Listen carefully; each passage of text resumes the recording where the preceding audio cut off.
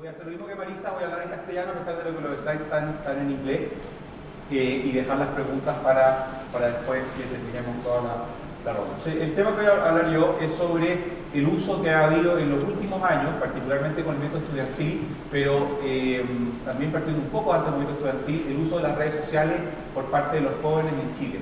Jóvenes definidos como gente entre 18 y 29 años. Y un poco ir viendo la evolución y cómo este uso de las redes sociales se ha ido incorporando en los movimientos de protesta, como digo, particularmente el movimiento social, pero también en los movimientos ambientalistas.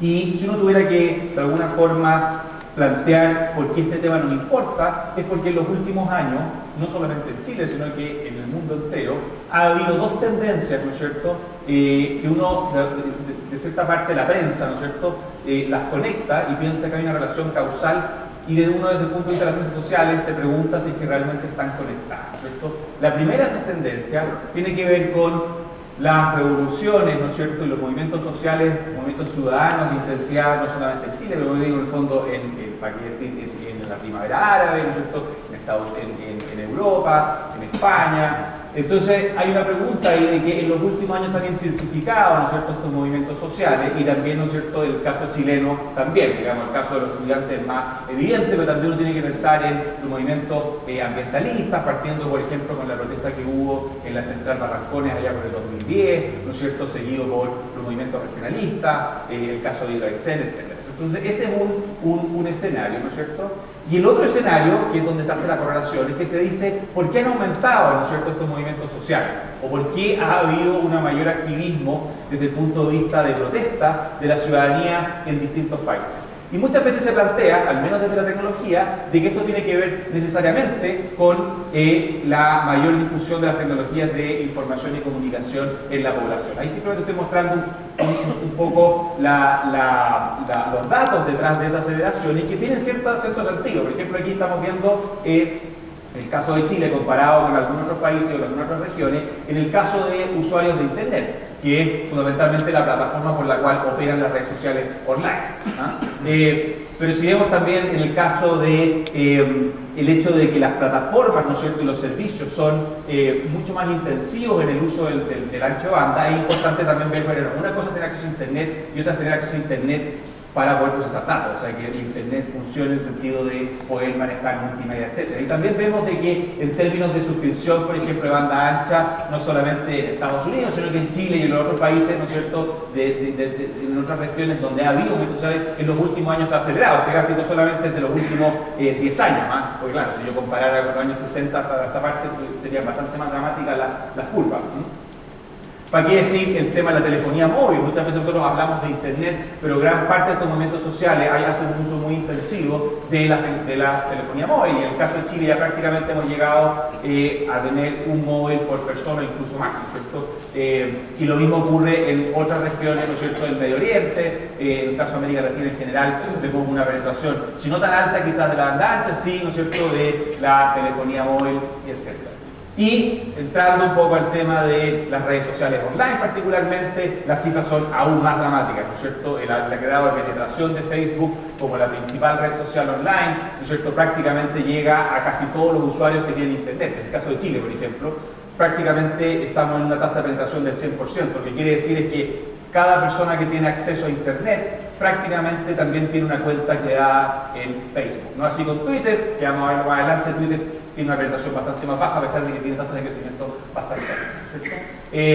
Y a poner en perspectiva, en el caso particular chileno, somos, parece, bastante fanáticos de Facebook y de las redes sociales online con respecto a otros países. Si uno tuviera que compararlo a nivel de población, ¿no es cierto?, estamos hablando de un 55% de la población con acceso al menos al caso de Facebook. Y si lo comparáramos en el caso de Twitter, también estamos dentro de uno de los usuarios más intensivos. Entonces, uno podría pensar, ¿no es cierto?, de que si las redes sociales en el mundo entero se han convertido en una herramienta favorita, pero particularmente en el caso chileno, y esto coincide en el periodo en el cual se han intensificado los movimientos sociales, cae cajón la pregunta de si hay una relación, ¿no es cierto?, causal o de qué tipo. Este es un gráfico dramático, ¿no es cierto?, el tema de la... que tiene que ver aquí con la población joven, ¿no?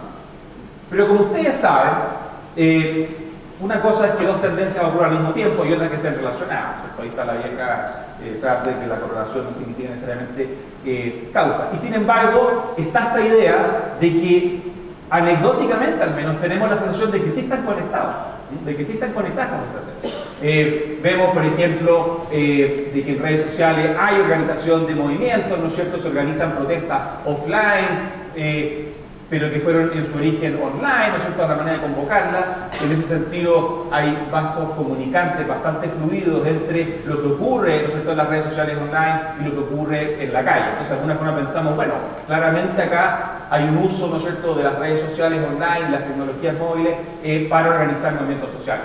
E incluso se ha llegado a la exageración, ¿no es cierto?, de hablar de las famosas revoluciones Twitter. Esto no es el caso chileno, pero por ejemplo se habla, ¿no es cierto?, que el primer caso fue en Moldova y la fallida revolución que hubo en Irán, donde ahí el uso de Twitter era bastante interesante. Entonces hay como de alguna forma está de moda esta idea de pensar de que los movimientos ciudadanos, movimientos sociales prácticamente no habrían ocurrido si es que no existieran las redes sociales, ¿no es cierto? El argumento más moderado de Saavedra es que dice, mira, no es que las redes sociales son necesarias, pero por Dios que ayudan y por Dios que han sido eficientes para poder movilizar. Entonces, la pregunta mía ha sido tratar de, ¿no es cierto?, de ponerle un poco más de una visión más empírica o poner a testear empíricamente estas aseveraciones, al menos en el caso chileno. Y mi posición, en un acto de transparencia, Darío el tiro, es bastante parecida a la de Jay Rosen. Para quienes son periodistas, Jay Rosen de paso no es conocido, porque es un famoso periodista norteamericano que trabaja en la academia, y que él tiene una posición bastante, yo creo, moderada en ese sentido. No es que las redes sociales no importan nada, ¿no es cierto?, que ha sido un argumento que ha tomado gente como Malcolm Gladwell, por ejemplo, que decía que en realidad,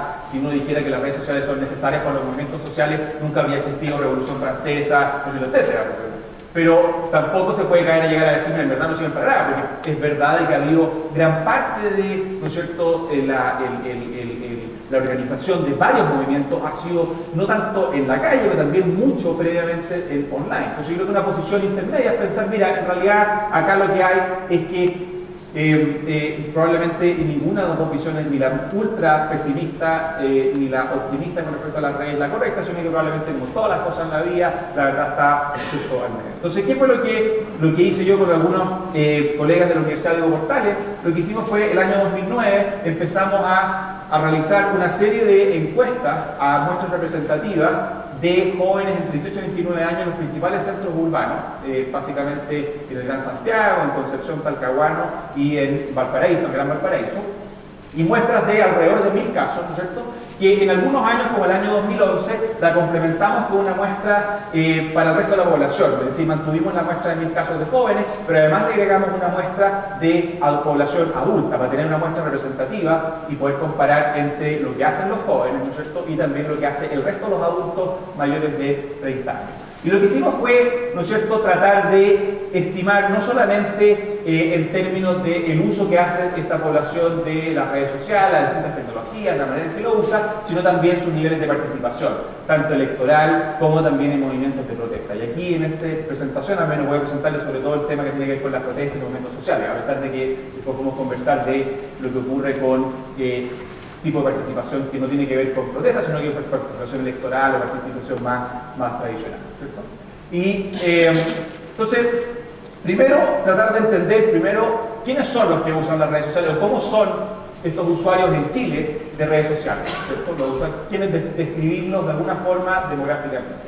Y lo que uno encuentra, esto es comparando los distintos años de las encuestas, es por una parte que Facebook, no sorprendentemente, ¿no es cierto?, es la principal red social. O sea, hay muchas redes sociales, Fotolog, YouTube, no podría decir que es como social media, pero la verdad que estamos hablando de que prácticamente el 90%, ¿no es cierto?, de estos jóvenes, 18 a 29 años, está inscrito, ¿no es cierto?, en Facebook, y muy por sobre las otras redes. De hecho, el caso de Fotolog, por ejemplo, es dramático. Ustedes se acordarán allá por el 2008, 2009, que se hablaba mucho del tema de las tribus urbanas, ¿no es cierto?, los emos, los visions, y estaba todo este tema de Fotolog. Bueno, pero Fotolog es una red que en el fondo ha ido muriendo porque estos jóvenes han ido traspasándose, ¿no es cierto?, al caso de Facebook. Y si uno toma en cuenta y dice, ok, la gran mayoría de jóvenes están en Facebook, pero ¿qué tanto lo usan? Porque una cosa es decir estoy registrado, pero otra es cuánto lo uso con frecuencia. Y lo usan bastante. O sea, de hecho, casi el 60 o 2/3 de la muestra, al menos la del año pasado, dicen que lo usan todos los días. O sea, muy por sobre, como cabe de esperar, por ejemplo, con el caso de Twitter, ¿no es cierto?, en usuarios diarios, porque Twitter, como veremos, es una población un poco más adulta, probablemente donde estamos casi todos nosotros en esta sala. Y si uno compara ahora, desde el punto de vista de la actitud política, ¿no es cierto?, estos antecedentes de qué es lo que lleva a alguien a participar, hay que preguntarse, bueno, nosotros tenemos décadas de research en ciencias políticas y en ciencias sociales en general, sobre cuáles son los antecedentes psicológicos que llevan a la gente a participar y a movilizarse, y eso tiene que ver mucho con las predisposiciones políticas, ¿no es cierto?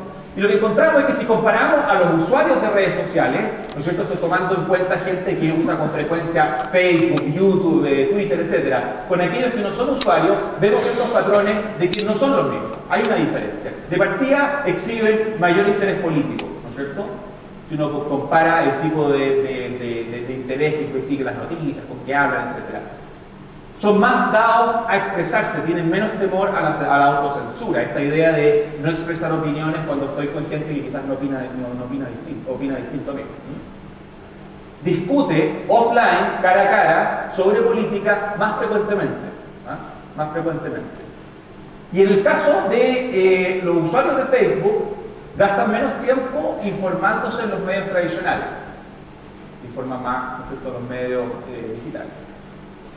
Pero solo en el caso de Twitter, uno encuentra que los niveles de eficacia política, que es una de las principales variables psicológicas para explicar cuándo alguien decide participar y movilizarse, es fundamentalmente más alta para los usuarios de Twitter, pero no hay tanta diferencia entre los que usan redes sociales, esa minoría de jóvenes que no usan versus los que no usan. Entonces uno diría, bueno, si esto es verdad para los usuarios, quizás va teniendo algo de sentido pensar que quienes usan Internet, o sea, quienes usan redes sociales, evidentemente van a estar movilizados porque tienen una base, ¿no es cierto?, psicológica más predispuesta a movilizarse. El tema está en que eso es parte de la historia, porque la otra parte es de que si uno compara a los usuarios con los no usuarios, y esto no tiene que ver con solamente la comparación de gente que está inscrita versus los que no están inscritos. Aquí en la nota, la comparación es aquellos que usan casi todos los días o frecuentemente estas redes versus los que la usan menos frecuentemente. Y lo que uno encuentra es que sus niveles de confianza en el sistema político son igualmente bajos, lo cual no sorprende para quienes leyeron la última encuesta CEP. Antes de la inscripción automática no había ninguna diferencia con respecto a que aquellos que usan más intensivamente las redes estuvieran inscritos en los registros, es decir, que participaran o estuvieran más inclinados a votar y todas las actividades de campaña. E incluso uno podría decirte que estaban menos dispuestos, o sea, cuando se les preguntaba por si habían participado, ¿no es cierto?, en elecciones, por ejemplo, la del 2009 o la anterior, mostraban incluso menores niveles, ¿no es cierto?, de haberlo hecho, lo cual se explica en parte por el sesgo de edad. Obviamente, un joven de 18 años entrevistado en 2011 no tenía ninguna posibilidad de haber dicho que habría votado en el 2010. Pero tampoco está tan claro, ¿no es cierto?, de esta visión que a veces uno ve en la prensa de que el usuario de redes sociales es un privilegiado, un fanático, ¿no es cierto?, de la política, y que eso se explica, ¿no es cierto?, por qué las redes sociales son tan, ¿no es cierto?, importantes como predictores de participación política, ya sea tradicional o no tradicional. Entonces, aquí lo que conviene, ¿no es cierto?, y lo que nosotros hicimos fue distinguir en dos tipos de participación. Porque en realidad acá no es una cosa ir a la calle a manifestarse, ¿no es cierto?, protestar, y otra cosa es ir a participar, ¿no es cierto?, en campañas, en política más tradicional, política más electoral. Y lo que uno tiene que distinguir, ¿no es cierto?, entre estos dos mundos. Porque esto es súper importante a la hora de hacer generalizaciones sobre cuál es el rol, por ejemplo, que pueden tener las redes sociales en la próxima campaña, ya sea municipal o en la próxima campaña electoral. Claramente lo que uno ve es que el interés por este tipo de actividad en esta población más joven es cercana, es bastante baja. Pero en cambio mucho más interesados están, ¿no es cierto?, en movilización. Entonces, cuando uno se pregunta con los datos que yo les mostraba antes de decir, estos jóvenes dicen que están más interesados en política, que hablan más de política con su familia, con sus amigos, que tienen, ¿no es cierto?, mayores niveles de, en el caso de los usuarios de Twitter, de eficacia política, lo que hay que pensar no es que esos sean antecedentes para que uno diga, bueno, entonces va a ir a votar, sino que ellos están pensando política desde el punto de vista mucho más de lo que es la política no convencional. Para ellos discutir de política es, por ejemplo, hablar sobre el conflicto estudiantil y no necesariamente sobre los políticos partidistas. Entonces, eso es importante tenerlo porque las conclusiones de este estudio que les voy a mostrar ahora no necesariamente se pueden extrapolar y decir, bueno, entonces cuestionándose si las redes sociales sirven o no para los movimientos sociales, quiere decir que también sirven para la campaña o para las próximas elecciones. Yo creo que hay un mundo ahí de diferencia. Entonces, concentrémonos en, ¿no es cierto?, los movimientos sociales y el tema de las protestas. ¿Qué es lo que encontramos? Primero, tratar de entender qué es lo que hacen, ¿no es cierto?, estos jóvenes que usan las redes sociales intensivamente con respecto a este tipo de actividades. Y lo primero que uno se da cuenta es que las redes sociales se han convertido en un espacio importante para obtener información sobre lo que está aconteciendo en la esfera pública. Lo que está aconteciendo con temas educacionales, temas políticos, temas ambientales. Las redes sociales compiten de alguna forma con los medios tradicionales, pero tampoco los reemplazan. Piensen ustedes que la televisión sigue siendo para ellos, por ejemplo, el principal canal sobre el cual se informan sobre un tema que es bien cercano para ellos, que es el conflicto estudiantil. La televisión, ¿no es cierto?, un canal importante, pero junto a eso, ¿no es cierto?, a la radio, a los diarios impresos, están, ¿no es cierto?, las redes sociales. Esta es la encuesta que yo les decía que compara la población de 18 a 29 años con esta otra muestra mayor, para tratar de hacer estas comparaciones. Y si se fijan, ¿no es cierto?, la barra al medio, casi 2/3 de la población de 18 a 29 años usa sitios de internet de noticias y las redes sociales como Facebook y Twitter como canal para entender qué está pasando con el conflicto estudiantil. Y eso, por supuesto, no tiene nada que ver con la población adulta, donde estamos probablemente la gran mayoría de nosotros en esta sala, la población mayor de 30 años. Y eso es importante, ese dato, porque nosotros sabemos que un antecedente importante para poder participar y manifestarse es primero estar informado, saber qué es lo que está pasando. Entonces, si yo no sé dónde es la marcha, difícilmente voy a ir a marchar. Si yo no sé contra quién tengo que marchar, si no me informo cuáles son los problemas que están pasando, tampoco voy a hacerlo. Entonces es importante que las redes sociales sean también un canal informativo relevante. Lo segundo es que también son un espacio relevante para conversar de política. Una cosa es que uno converse cara a cara con los amigos y con los familiares, ¿no es cierto?, y con los compañeros, pero otra cosa es que también yo traspase a las redes sociales esta idea de discutir, de deliberar, ¿no es cierto? Mucho se habla de que en algún minuto Internet iba a ser esta nueva esfera pública alternativa, donde todos íbamos a ser iguales y íbamos a conversar unos con otros. Sabemos que eso no es tan así, pero tampoco quiere decir que no hay nada de discusión sobre asuntos de interés público para los jóvenes. Y ahí es donde uno se da cuenta, por ejemplo, el tipo de actividades que realizan estos jóvenes comparado con los adultos, y hay, ¿no es cierto?, grandes, ¿no es cierto?, diferencias, pero como un espacio importante para opinar. También las redes sociales se convierten en el tema online en un espacio importante para opinar. En el caso de Twitter, por ejemplo, en un espacio para aquellos pocos que lo usan, también importante para opinar. Entonces, aquí donde viene, ¿no es cierto?, el modelo empírico, tratar de entender y decir, mira, nosotros sabemos que estar informado es un antecedente importante para poder participar en una protesta. Y discutir también es un canal adicional por el cual yo puedo llegar a enterarme de lo que está pasando y también para poder yo reflexionar más sobre las ideas y poder darme cuenta si realmente esa causa, ya sea el movimiento estudiantil o sea el movimiento ambientalista, etcétera, me apela y hace sentido que yo participe. Entonces, y eso sumado a una serie de otros variables que yo le llamo Z, ¿no es cierto?, que nosotros sabemos por la literatura que afectan y llevan al final a la gente, al caso de los jóvenes, a manifestarse. Por movilización, aquí estoy refiriéndome a lo que yo entiendo por protesta, o por lo menos en esta encuesta, nos referimos a una serie de actividades, pero si al final del día ustedes comparan, lo más importante obviamente es la manifestación en la vía pública. O sea, claramente aquí lo que tenemos en el caso particular chileno, como se entiende movilización, al menos para estos jóvenes, la actividad más frecuente es efectivamente lo que ocurrió ayer, en el fondo, ir a la calle a marchar. Pero eso está sumado a una serie de otras actividades, que como comentaba Marisa, por ejemplo, uno podría decir que son como e-tactics o e-mobilization, por ejemplo, firma de peticiones a las autoridades, peticiones que pueden ser online, ¿no es cierto?, participar en foros o debates sobre temas políticos. Aquí está sumado tanto los que lo hacían cara a cara, cuando, qué sé yo, una autoridad iba al Instituto Nacional o a un colegio, por ejemplo, a hablar, como también tener diálogos, ¿no es cierto?, con representantes en foros o debates online. Pero todas esas actividades, por supuesto, que son bastante más bajas comparadas con la manifestación en la vía pública. Y la gracia de haber hecho esta encuesta varios años es que uno efectivamente se da cuenta que el año pasado, el 2011, fue como el pic en ese sentido. O sea, miren la cantidad, la proporción de cómo se disparó la manifestación en la calle por parte de los jóvenes. ¿Y qué es lo que es esas otras causas? Un poco porque obviamente la idea es tratar de no confundir. O sea, si yo quiero estimar cuál es el rol de las redes sociales en movilizarse, tengo que tomar en cuenta las otras alternativas para que esa relación no sea espuria. Y ahí tomamos un modelo, ¿no es cierto?, de Dalton y compañía, ¿no es cierto?, sobre, por ejemplo, las causas tradicionales de la protesta. Por ejemplo, si uno tiene, qué sé yo, un desagravio, un desagravio político-económico. Por ejemplo, yo me siento que el sistema me ha dejado fuera. Obviamente es más probable que esa persona vaya a manifestarse que alguien que está feliz por la vida. Los valores postmaterialistas, que también se ha hablado mucho de que Chile está yendo a una sociedad materialista, a una sociedad, ¿no es cierto?, con valores postmaterialistas, donde la satisfacción o el logro económico o la seguridad personal no son lo único que motiva a la gente, sino que también, por ejemplo, aspectos de calidad de vida, ¿no es cierto?, y ahí es donde viene el tema del aprecio por el tema del medio ambiente. Y otros, ¿no es cierto?, variables psicológicas, materiales, recursos. Por ejemplo, tradicionalmente para poder protestar hay que tener tiempo. Si yo estoy trabajando, tengo menos tiempo para ir a la calle. Entonces, eso es un recurso que uno tiene. Eso explica por qué hay más jóvenes en las calles que adultos, en la gran mayoría de los casos.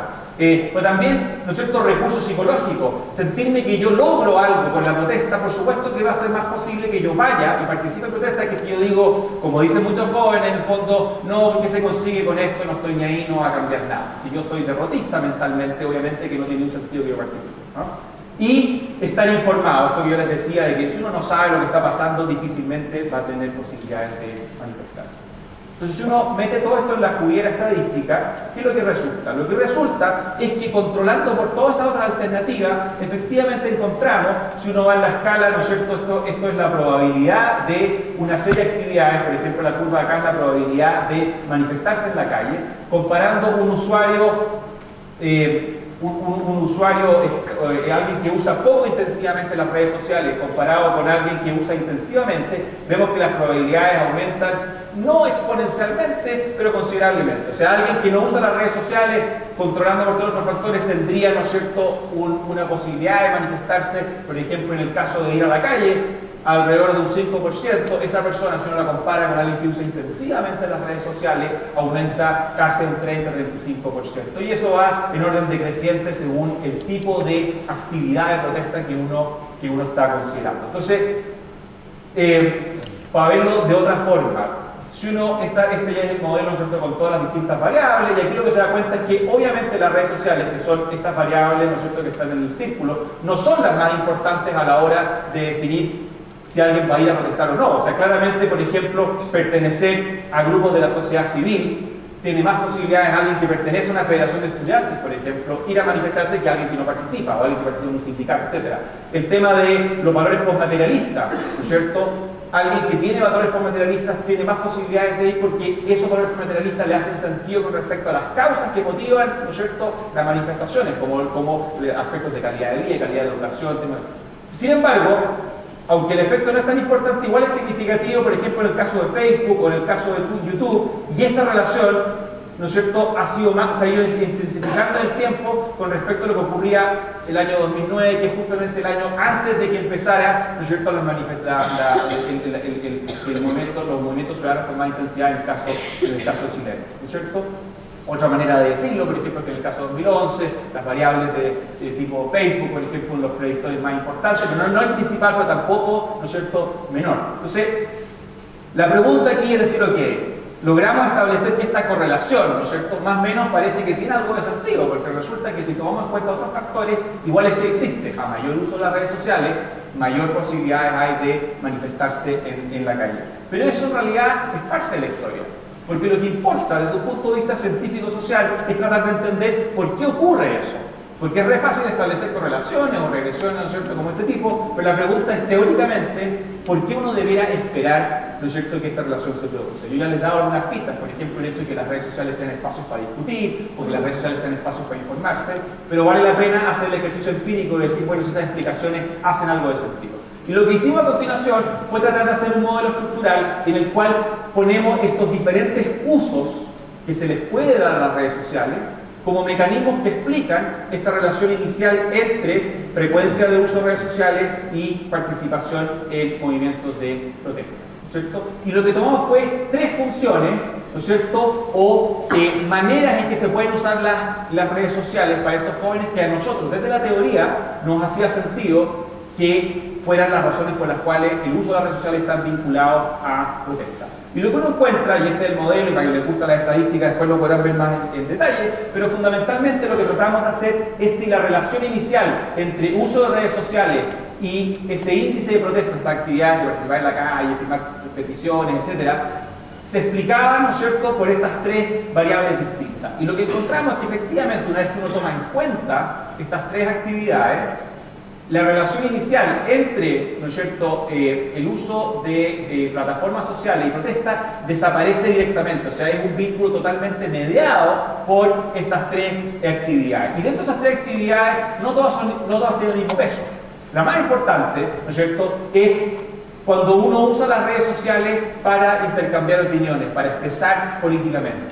Y eso obviamente, de alguna forma, ya limita el rango o el potencial que pueden tener las redes sociales para hacer que la gente las use y termine usándolas para movilizarse y protestar. ¿Por qué? Porque la gente que está dispuesta a manifestar políticamente sus opiniones en las redes sociales, ¿no es cierto?, a salir de alguna forma del closet y tener que enfrentarse a la crítica pública de las redes sociales, obviamente que no está aleatoriamente distribuida en la población. Es cierto tipo de, ¿no es cierto?, hay que tener ciertas características. Y ese es el principal camino. También importa, por ejemplo, aquellos que usan las redes sociales para unirse a causas. Esto tiene que ver con una variable, en el fondo, como está construida, eran preguntas sobre si, por ejemplo, el usuario se ha suscrito a fanpage de organizaciones que organizan movilizaciones.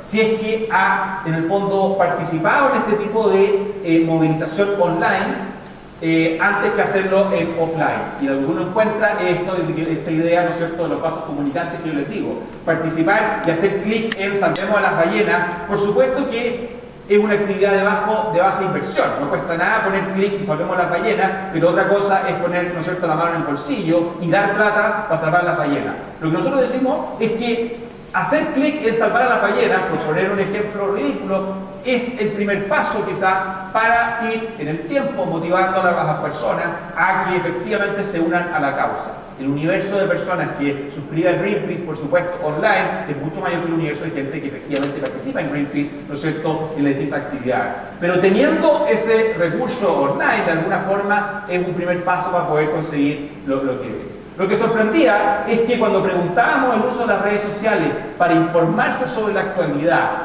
¿no es cierto?, esa gente que decía, esos jóvenes que decían que usaban las redes para saber lo que está pasando, al menos cuando uno tomaba en cuenta todas las otras variables, ¿no es cierto?, no tenía una relación significativa con esto. Y aquí quizás la explicación que nosotros nos hacíamos es que gran parte de la información, quizás que en términos de información de actualidad que transcurre en las redes sociales, es información que ya es redundante con respecto a lo que uno encuentra, por ejemplo, en otros tipos de medios. Consideren que todo este modelo es neto de todas las otras variables que yo les mostraba antes. Y una de esas variables era cuánto usted se informa en los medios tradicionales o en los medios digitales de noticias. Entonces, quizás no es que usar las redes sociales para informarse no importe, sino que hay quizás un tema ahí de redundancia que convendría explicarlo más adelante. Entonces, ¿cuál es la conclusión en general? Es que si uno tuviera que contestar esta pregunta en el caso chileno de cuál es la función que cumplen los social media para los jóvenes a la hora de protestar, uno diría, mira, esta relación existe, pero en verdad es indirecta y contingente, ¿no es cierto?, depende de una serie de otros factores. Lo cual, de alguna forma, me agrada mucho a mí, porque si yo tengo esta posición más amarillista como Jay Rosen de decir, mira, no es ni lo uno ni lo otro, por supuesto que estos resultados reafirman, ¿no es cierto?, esta idea de que las redes sociales sí tienen un efecto en llevar a la gente a participar, pero no un efecto uno a uno o un efecto tan potente. Entonces hay que tener un poco en perspectiva eso en consideración. Y termino con algunas de las ideas que estamos trabajando ahora, es la idea de llevar este modelo a otro tipo de participación. Nosotros hablamos mucho aquí como la participación en protestas, pero lo interesante sería, ahora que vienen campañas electorales, ver, y sobre todo con la idea esta del voto voluntario, de que todos los jóvenes ahora están inscritos automáticamente, si es que las redes sociales juegan o no algún rol en términos de llevar ahora a un grupo importante de personas jóvenes a votar o a participar y involucrarse en las campañas.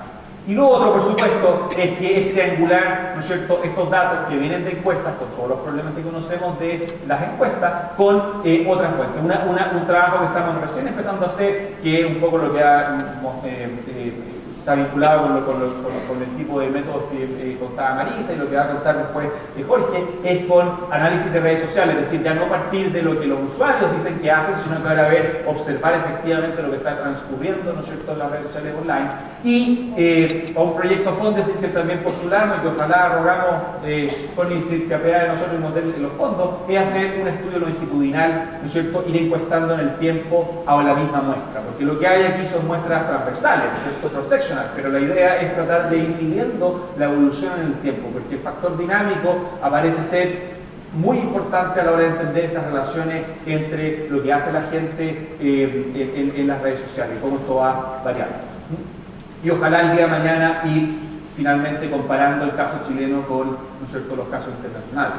Porque por mucho que uno explique bien un caso, lo importante al final de la teoría es tratar de tener ciertas relaciones más generales. Y con eso termino, y ahí están las direcciones si quieren bajar los papers que hemos ido publicando con estos datasets y también esta presentación. Ahí se las dejo. Muchas gracias.